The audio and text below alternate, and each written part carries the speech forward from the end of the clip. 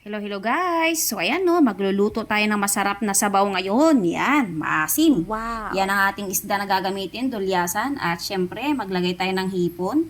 Oh, Yan, wow. meron tayong kamatis at sibuyas guys. At syempre yung ating sinigang mix at paminta.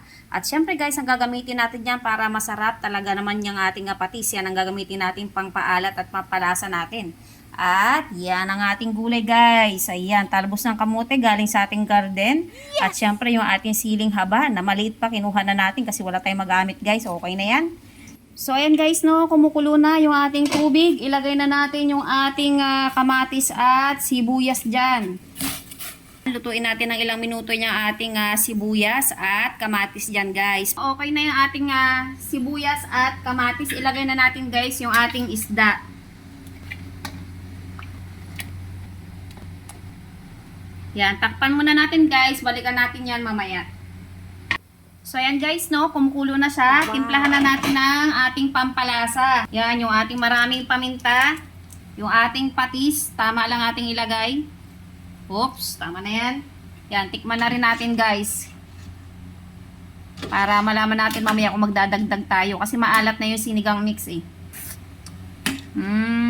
Parang magdadagdag pa tayo ng konti mamaya. Takpan muna natin guys. So ayan guys, okay na yan. Lagay na natin yung ating hipon. Wow. Yan, sunod na natin guys yung ating gulay kasi madali lang maluto yung hipon, no?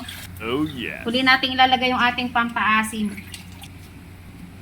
Yan, at iganyan lang natin guys para hindi madurog yung ating isda sa ilalim.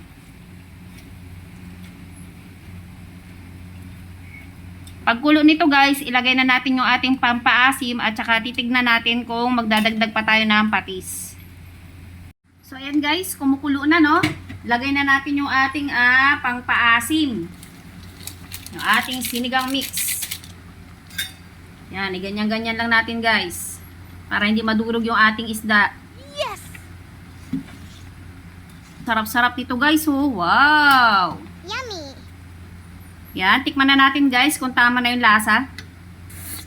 Magdadagdag tayo guys ng kunting patis. Medyo matabang siya ng kaunti. So, ayos na yan.